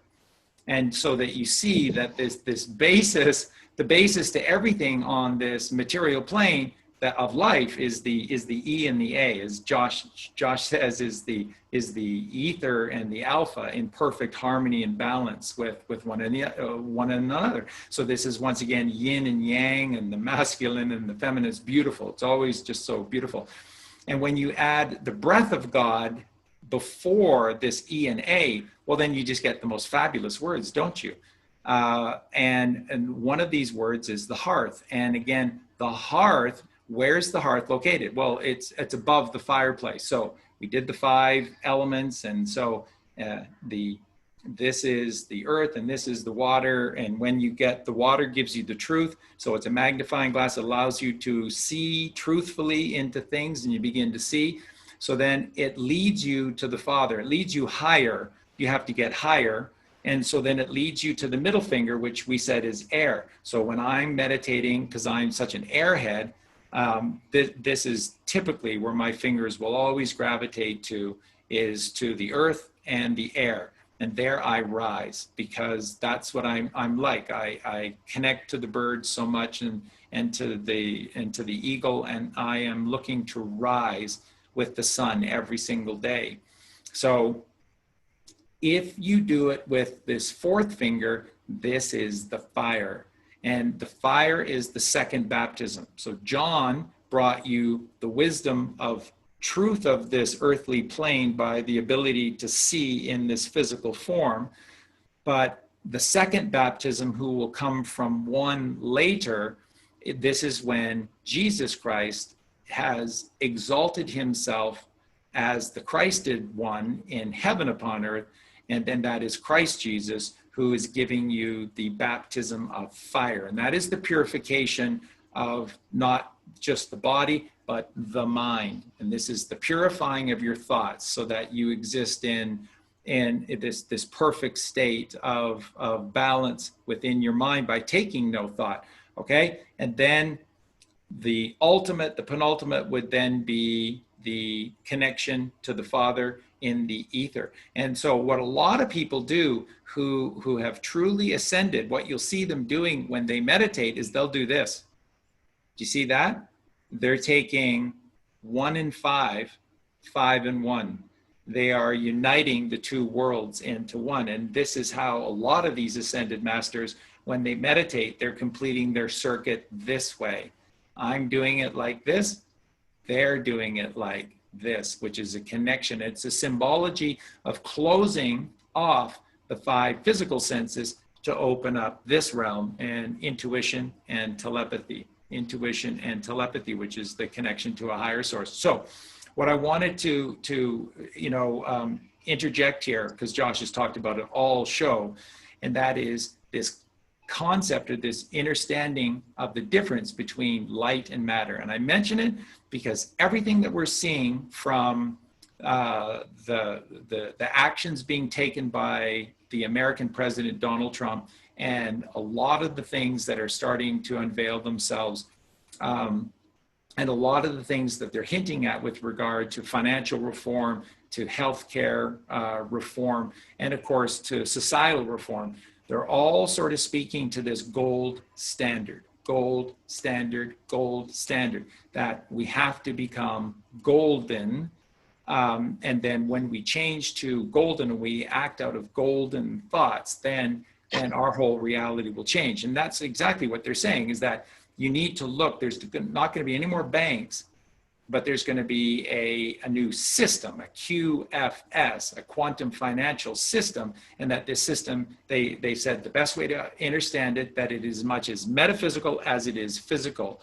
And that to fully understand it, it's holistic in its understanding, that to be able to understand this new quantum financial system, you have to look at it holistically, and that's as much metaphysical as it is physical. And this is why they're talking every day and showing you graphs about the Schumann resonance, measuring the vibration of the earth. And guess what's happening to Mother Earth? Through all of this change and all of these good things that are beginning to happen, do you see what's happening to the Schumann resonance of the Mother? For ages, it has been 7.83 hertz. That is a very low, slow vibration. That is a very physical experience, right? You look at the Mother, there's a mountain, there's a tree. That's very physical. It's very solid. It's very slow. What's happening now as we come closer and closer to the final takedown of the cabal and this completion of this golden change, that's why they're showing you every day. And you look at the Schumann resonance and it is escalating. And the reason is because it has less matter and more light. This is the key to everything. Look at the food that we have been talking to you about today. Everything that they tell you to do is heavy, heavy, heavy foods. And it is, heaviness creates weight, and you're weighted to the ground through your ankles. And as I said on another show, if you look at anyone who doesn't practice any breathing, doesn't connect to God in any way, just look at their ankles, male or female, look at their ankles. Their ankles are horrific to look at. Why? Because they're always, I guarantee you, they will all be bloated, inflamed ankles. The ankles of Egypt, the ankh and the ankles of Egypt are what connect you to the earth. And the only way to free yourself from the earth and allow her and you to rise to the Father is you have to become light, lighter than air. And that is putting lightness into you, which is a holistic understanding. So when you're drinking orange juice, orange angel, that is a golden creation of the Father, and that is making you less matter and more light. And by the way, what happens when you have less matter in you? the crap that goes on in the world out there just doesn't seem to matter much anymore. Matter matters. Less matter, things just don't matter as much anymore. Do you get it? Do you get it? Do you see this connection, how this all works, how it's all holistic? So one of the things that Colleen and I share with you and teach is this importance of chanting. And you can do this through virtually everything that you're doing, just like Colleen and I do, sitting around the fireplace at nighttime outside, and it's just chanting. What we like to focus upon and chant upon are the 5 vowels, because if you kind of look at the alphabet and the 26 images representing the hieroglyphics of the alphabet, you essentially have masculine-based imagery and you have feminine-based imagery. Well, the vowels are feminine. And the reason that they're feminine is because these vowels are providing the sort of the emotional energy to our existence. And so there's emotion in Vowel. that. That's right. That's right. Taking the vowel to the L. And so they're full of emotion. So what we do and what we chant with is this chanting of these emotional vowels, but controlling them with the higher mother, because there's the 2 feminines. Everything is a duality. So there's Mary, the pure virgin, and there's Mary Magdalene who fell. She's beautiful. She's amazing. She's what we need to rescue. She's what we need to rise, and she will show us the way. Mary Magdalene is so beautiful and so important, but she was tricked and she fell just like the rest of us. And so we, the hero, must come and rescue her, okay? So what we do when we chant is we're adding the M to the 5 vowels. So this is symbolic of controlling the 5 physical senses, the physical body, through the mind. M for mind, M for the Virgin Mother Mary, who rises, the Kundalini rising, and has the alchemical marriage with the Father in the chamber of the bridegroom. This is the B ride, the bride, the B ride, the letter B, which is the sacred feminine, to the G room, groom, bride and groom. What's the last chamber in the 3rd ventricle of your brain? It's called, look in any medical dictionary, it's all the same, the chamber of the bridegroom. Yep, check it out, check it out. Chamber of the bridegroom. It's the B ride to the G room. G for God, God room, B ride, bride, sacred feminine, okay? And she has to rise. And she can only do that when we're lighter than air, all right? And then this is this unification of 2 worlds as one. The unification of 2 worlds as one. And we achieve that through becoming light. So what the food we eat, absolutely powerfully the food that we eat is giving us matter, where everything matters, and our ankles, our oncles are all swollen. Or you're eating golden foods and you will become lighter than air and you will rise. Your breathing determines whether you're going to be filled with matter and everything matters, or you will rise, you'll be light by the breathing you take and by the chanting that you do. And it's this easy. So you're going to love this when I point this out. This is the truth in plain sight. But look at your vowels. A, E, I, O, U. What's the beginning? Is the beginning of all things, the creator, the father, the alpha. A is the alpha. What's the end?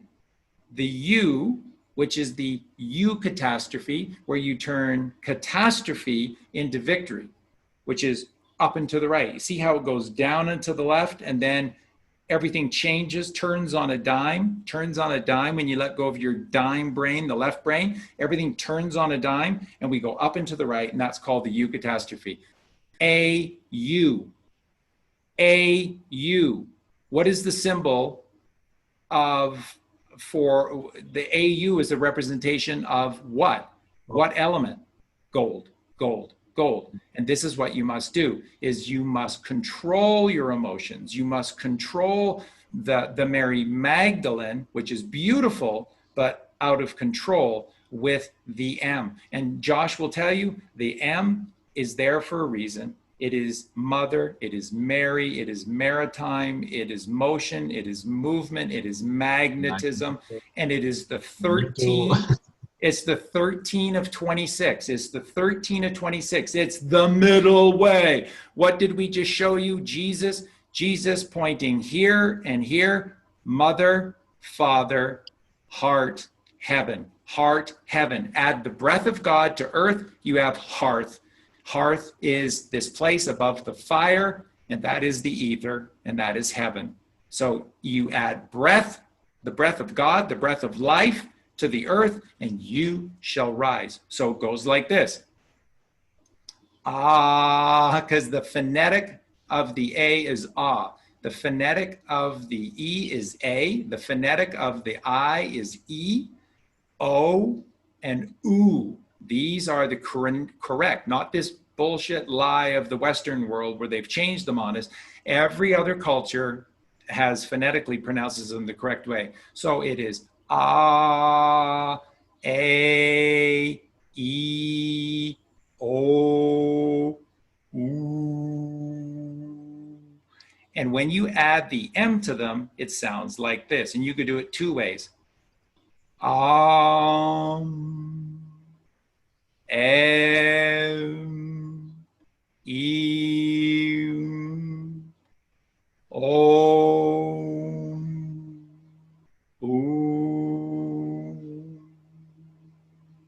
What you've just done is you've created light inside of you. You have reduced matter and you have created light, and you've just elevated yourself a few positions off of the earth. And there's another way to do this, and this is the way that we like to do it, and this is the confluence of the vowels as one completed with the M. So, and you'll just get better and better at it the more that you do it. So you can make it as one sound. So it is this.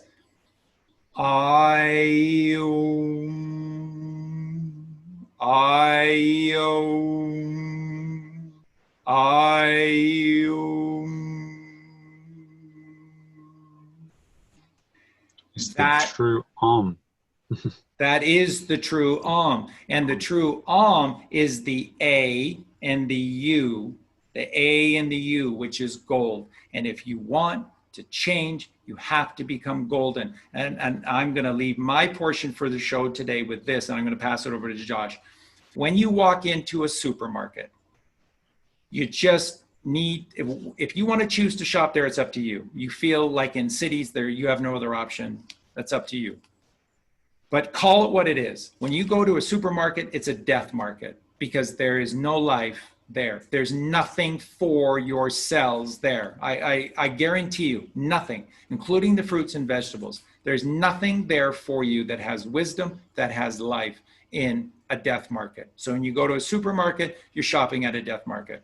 Why? Because predominantly the number one ingredient in supermarket food is processed foods. Processed foods is a very, very clever usage of the verbiage of the English language. And it's cleverly saying death. A processed food is an imitation of life. Why would you do that? Why would you do that? What they're telling you in plain sight with processed foods is that there is a natural alternative to everything. Guar gum, zangsum. You got to have things stick together and congeal until you add all of the, yellow dye number this and red dye number that and whatever. All these things, by the very nature of calling them processed, means that there is a natural alternative. It means that you are slothful. When you shop at a supermarket, you are not righteous. You are not virtuous. You are slothful, and that is lazy. You are taking the lazy midbrain approach to life, and you are accepting a corporate who does everything for money and profit. You're accepting a corporate alternative to the natural creation for your food. Supermarkets are death markets. A fruit and vegetable, they tell you, because of the nature of this globular twirling, tilting, wobbling, spinning earth, that they have to get their fruits and vegetables from the southern hemisphere, and so therefore they have to be picked 6 months early and then ship, and then they have to spray perfume on them to force them to change color and stuff like this. There's no life in that fruit. They grow on a vine, and to be divine is to allow the Father to come through the vine to give that final breath of life and the wisdom to the fruit. Okay, how is a baby born? A baby is born on the vine. The other end of the vine is the placenta, right? And that's where all of our strength and all of our wisdom and all of our immunity comes from. And the first thing that doctors want to do is clamp it off and cut it as fast as they can in a hospital. Why? Because they're taught to. Why? Because it is the exact wrong thing to do. It makes you dependent upon their system of synthetic pharmaceutical drugs that cure nothing, but only treat the symptoms caused by the actions that they do. You shop at a supermarket, it's a death market. So that was a ton of stuff. Back over to Josh. Well, again, the word pharmacopoeia in Greek is to administer poison, and Hippocrates said, "Thou shalt use the food as medicine, and thy medicine as food." I never trust the doctor if he's not an astrologer. I think most medical professions now study in their whole cycling of becoming a doctor 3 hours of nutrition, which is obviously not enough. Again, if we're going back to the patients as a virtue, when we rush things, we can bang our feet, we can bang our knees, we can drop a glass. So if you're not at a certain level of awareness, don't feel like there is no time for improvement. Have your inner standards of what's holistically right for you, but take the necessary steps that you need to get yourself to a higher awareness, and climb this ladder to become a better man or a better woman than we are each day. And in this action is our karma, and we will find ourselves becoming more pure, cleaner, having a greater life, a greater perception, a greater environment. And it's true what Charlie was saying, the shops provide nothing but food lacking minerals. If this is all you have access to, make the right choice. Just because the food there isn't grown by yourselves or from an organic farmer or from a place of love, this is where you are at now. And as you progress, you will find your reality opening up to you and putting you in situations that you can truly walk into in that higher experience before, for more available experiences to become. So never feel anything, never think anything. Try to express yourself honestly in that moment, as this game that you're in is a part of your own spirituality finding itself. So progress at a rate that is suitable for you, but know that everything that you know inside your essence to be true, you should be doing these things. And if you're not in that awareness, then you will find pain. And if you're struggling to find where the pain is happening, just stop for a minute, stay still, have a look inside yourself. Just stop doing everything you're trying to do, because in the moment of letting go, you will find the true space, and everything you've been searching for is exactly where you're looking from. Observe the dance of creation. Don't get caught up in it. The world is a necessary form of evil. It's for your awareness to expand. Thought forms are put there for you as an entity with a left and right brain to be able to combobulate and to be able to grow consciously, to know right from wrong. Otherwise, there would be no purpose of this individuality construct. You're here as an expression from the oneness, but in that separation from the oneness, this is allowing a completely new energetic life form to exist and create as a part of the creator. in its own space. But first you must complete the realm of the scripture. Now this scripture is the sine wave crypt, the encrypted sine wave that you are, the zeros and ones of the matrix coding. Don't get lost in the world. You need not love the world. The world serves nothing but your awakening. Let the information that you have gathered to a point free you. Don't focus on the information. It's great to share information, but don't fall trap into sharing information. Just put the information there and let it guide, but continually progress in your journey, as the journey is specifically for you. The eyes that you have are the windows to this world. Observe. If I leave one thing today, tofu is not a health food. It's not going to help you. There is nothing in a box. There is nothing that's been created by labeling anything that's going to serve you. Don't label yourself. Be free from any ideas of man, and know that you can trust in the creation to serve you. And the word deserve is key, because when you know, you will get what you deserve, and by that you will de-serve.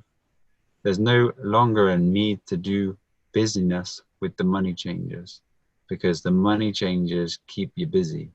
The food is grown for free, the land is free, the beach is free, my love is free, your love is free. The only thing that costs money is the things that take you away from the space. And that is the key. You do not need to work. The job means persecution. If you wish to be persecuted, go and find a job. The reason why the matrix is upheld by the ignorance of man is to do with the vibration. So now let's look inside of ourselves. Trump doing wonders for the world. But remember, the world is still a corporation. The United Kingdom is a registered business. Every single country out there is a corporate registered business. We as beings and inhabitants of this earth, we are all playing a role in the creation and the keeping alive of this system. If we have a few aware, awakened, enlightened beings that can just walk the path and show the way, we can guide ourselves out of this by returning to the space that has always been there. You guys are the observers. The earth is our coexistence. As an electrical entity, you must be earthed or ground to balance yourself. So let's find ourselves removing fear on a day-to-day basis, looking at the earth, and let's dissolve the paradigm of the world and know that we not need the world anymore. We need the earth to heal, to balance, and to be one. No greed, no lust, no envy, no pride, no jealousy, no sin. The righteous way is the small, narrow gate, but when you open that gate, it's a big field full of fruit, full of love, full of healing, and full of happiness. Just so true, so beautiful. Josh talks about this world of pleasure versus pain, and it's your choice. When you look at the word pleasure, you have natural, right, alkaline. When you look at the world of pain, you have unnatural, left, and acidic. That's your choice in every single moment. Remember, you're always choosing even when you don't make a choice. Okay?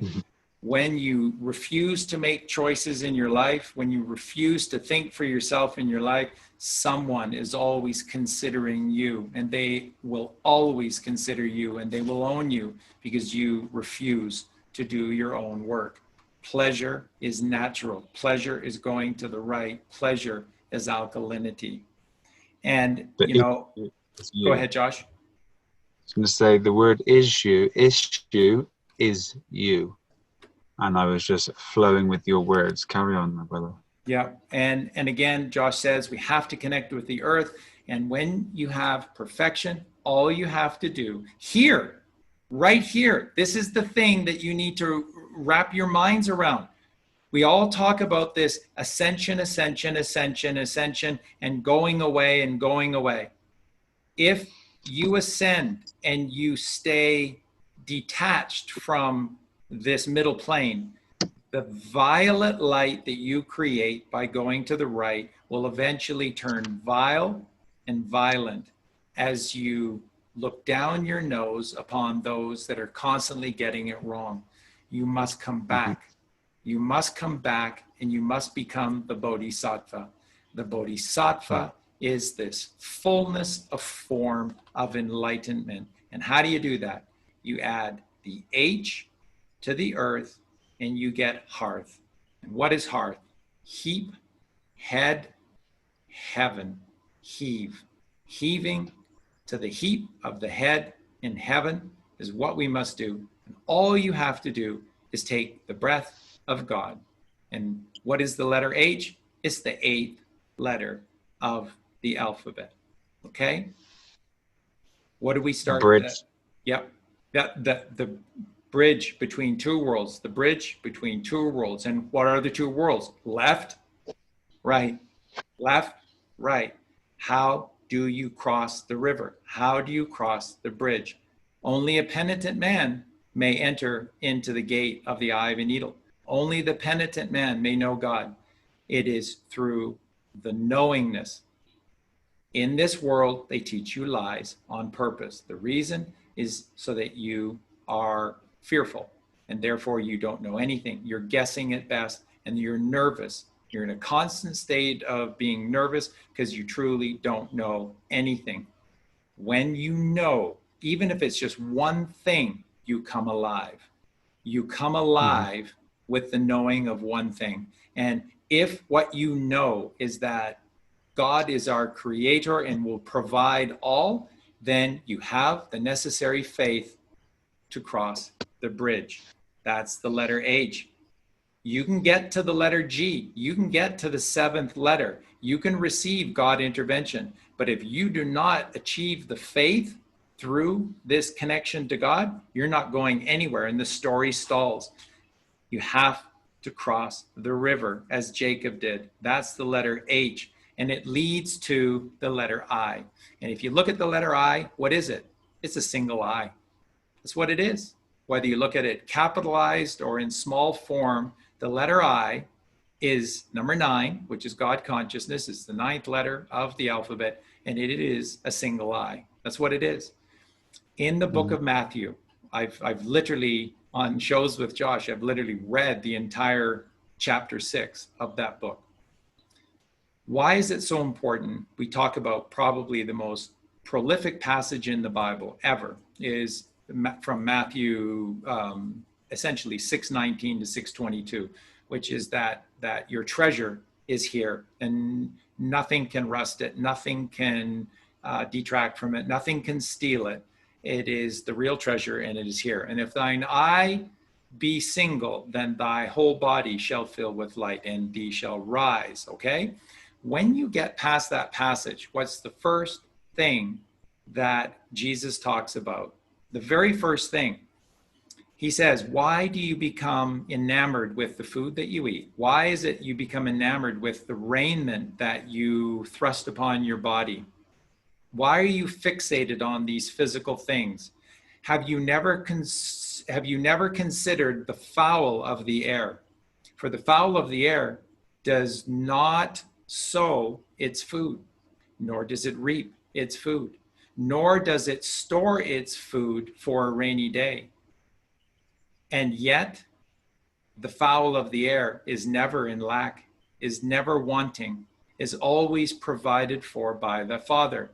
Are thee not as worthy or more than a fowl? And then Jesus says in 6:25, the most profound statement in the Bible, take no thought for your life.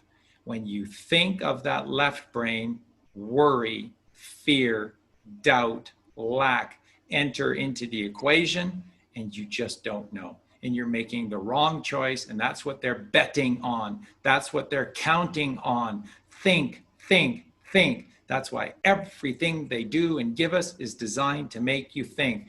Take no thought for your life. And if you're not thinking, somebody has to, and that means it's God. And when you let the creator of all, who sees all in perfect balance and harmony in the eternal moment, think for you, what the heck do you think your life is going to look like?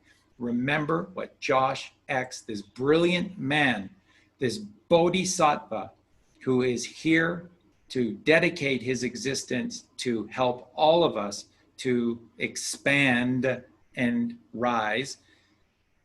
What Josh teaches us, all you need is glucose. And when you have too much glucose, it's stored where you need it in your muscles as glycogen. And that's it. That's it. There's only good that comes from glucose and glycogen. Only good. That's it. So if you're a mother out there, you need to recognize that when you buy a murdered animal for its protein, you're giving your body the wrong protein. Your body makes its own protein. Now, if somebody had taught you this from your born day, you would not participate in this raping and this torture and this murder of these animals. We are sharing this with you. We are putting our lives and our reputations on the line. We are guaranteeing you that this is the truth of the truth about your food.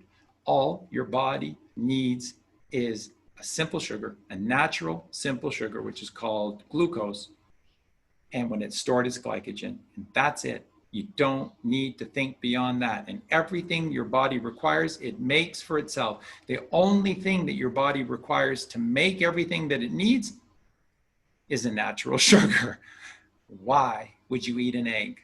Why would you eat cheese? Remember, to make 1 pound of cheese takes 50 cups of milk. 1 cup of milk has enough substance in it to make you so mucousy and so imbalanced and so imperfect that your head will spin. 50 cups.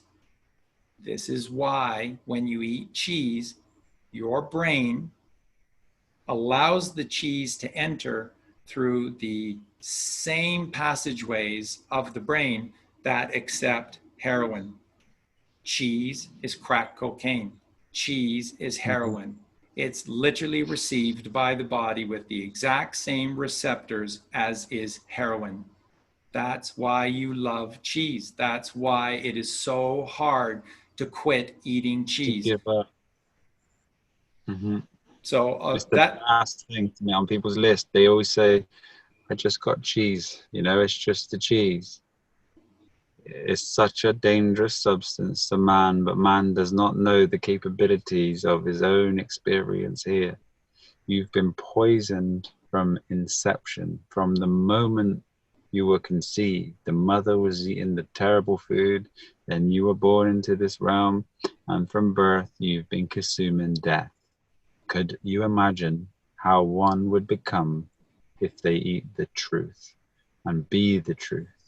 And this is, there was an analogy that I wanted to share when you were speaking a minute ago about Pinocchio. Pinocchio was a wooden boy, and he wishes to become a real boy. And how he becomes a real boy is by becoming virtuous.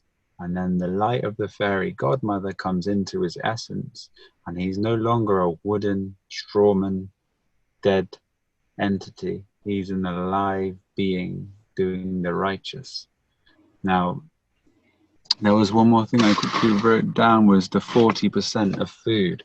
That you were speaking in such a wonderful way, and it's so logical, even for the logical man to perceive that if you consume egg, if you consume a cheese, what would you rather take to a desert island? A block of cheese and a couple of eggs, or some seeds? To be able to grow fruit trees that produce fruit with hundreds of seeds inside each fruit, to produce hundreds of more trees, to produce hundreds of fruits per tree, which produces thousands of seeds each year to reciprocate life. So know that, and also if you still yourself for a second and you close your eyes and you just sit there and you imagine a date palm, maybe 3,000 to 4,000 dates, 3 4,000 seeds. It takes 6 years for a tree to mature properly to produce fruit. You can buy mature trees now, but from this moment, if beings did what was right and inhabited the earth, remember the meek shall inherit the earth. If we go back to the earth, there will be a slow transition of eating vine fruits, cucumbers, and the things that grow is seasonal until the fruit will provide for you as it does for the birds. You will never need to toil or lay a finger upon the earth again. You let creation create and you become one with that space. And becoming one with creation, you deserve.